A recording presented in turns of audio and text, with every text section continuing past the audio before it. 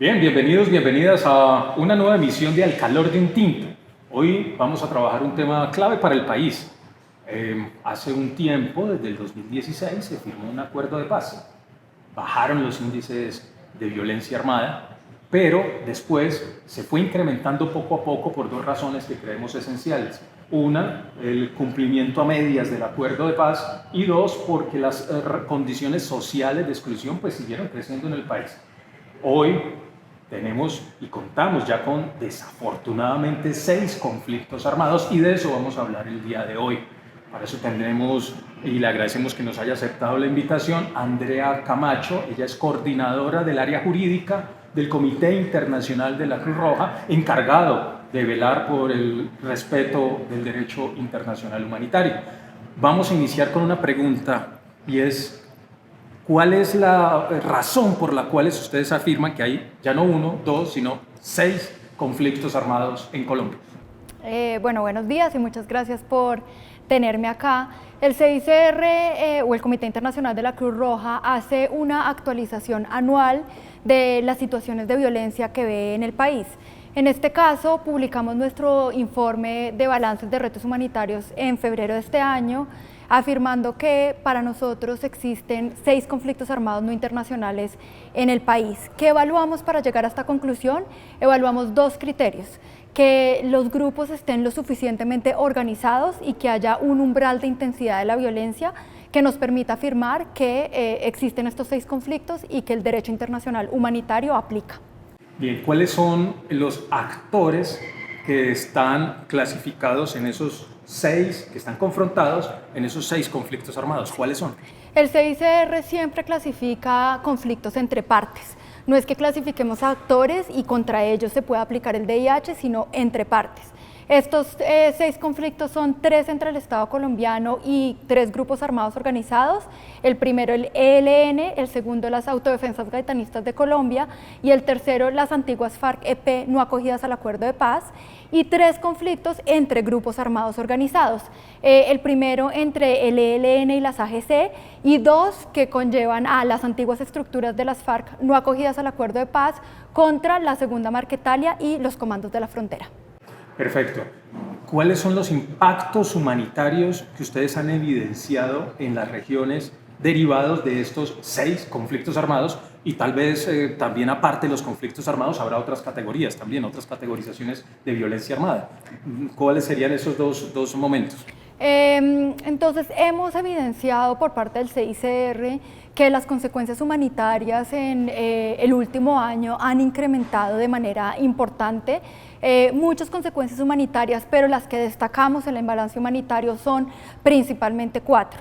El desplazamiento y el confinamiento, que se ve en varias regiones del país, los eventos de afectación por artefactos explosivos o contaminación por armas, como nosotros lo llamamos también, los ataques a la misión médica, que incrementaron el año pasado de una manera bastante grande, y ya voy a explicar la segunda pregunta, y los desaparecidos. Eso también ha sido una consecuencia humanitaria que se vio aumentada en el último año.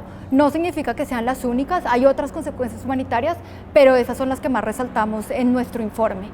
Y claro, hay otras situaciones de violencia en donde nosotros también hacemos monitoreo.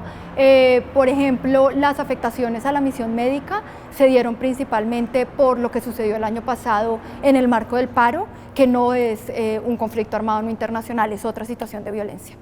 Con ese punto voy a la segunda pregunta. Aparte de la categorización conflicto armado no internacional, que es en este caso del que estamos hablando, los 6, ¿existen otras categorías? ¿Cuáles serían para poder comprender el estado de conmoción interior o de violencia en Colombia? El CICR y el derecho internacional humanitario solo tiene clasificadas esas categorías. Hay conflictos armados internacionales, conflictos armados no internacionales y otras situaciones de violencia. En esas otras situaciones de violencia no aplicará el derecho internacional humanitario, lo que aplica ahí es el derecho internacional de los derechos humanos y la legislación nacional, pero claro, nosotros también monitoreamos en ciertas ocasiones y circunstancias esas otras situaciones de violencia que no alcanzan el umbral para ser catalogadas como conflictos armados no internacionales, porque como ya les dije, no hay suficiente intensidad en los enfrentamientos y los grupos no están lo suficientemente organizados para catalogarlos como tal. Bien, la última pregunta, porque nos quedan también muchas más, pero tal vez las iremos trabajando en otros escenarios. Los medios de comunicación son claves y también los estamentos educativos. ¿Qué tanto nivel de conocimiento y de apropiación en un país que ha vivido desafortunadamente la guerra, un ciclo pendular entre la guerra y la paz, tenemos hoy? Pareciera ser que del derecho internacional humanitario poco se habla en los medios. ¿Cuál es el balance que ustedes hacen o la mirada que tienen al respecto? Pues el CICR lleva más de 50 años en Colombia y una de sus labores principales es hacer difusión del derecho internacional humanitario para que las personas del común lo conozcan. Efectivamente en Colombia igual sí es uno de los países en donde más se usa el término derecho internacional humanitario, no siempre bien comprendido, pero está en el radar de los medios de comunicación y de las personas. Sin embargo, continuamos con la labor de hacer esta difusión del derecho internacional humanitario y de que se entienda de una manera correcta, con el único fin, que es nuestro fin primordial, de apoyar a las víctimas de los conflictos armados y otras situaciones de violencia. Bien, ¿cuál sería el llamado en esta materia a las universidades, a los medios de comunicación, a las organizaciones sociales en términos de la pedagogía del VIH y también la apropiación en los territorios?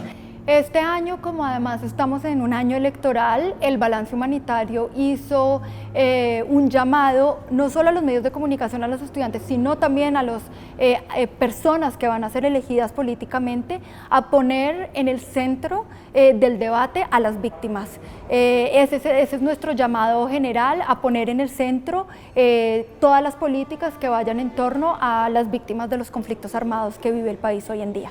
Bien, agradecerle a Andrea por permitir esta entrevista, esta conversa. El llamado urgente es que como sociedad cerremos filas, transitemos a la paz, a la construcción de una paz territorial y también a las condiciones sociales de equidad y de justicia social y ambiental. Bien, nos estaremos encontrando en un próximo programa de Al Calor de un Tinto.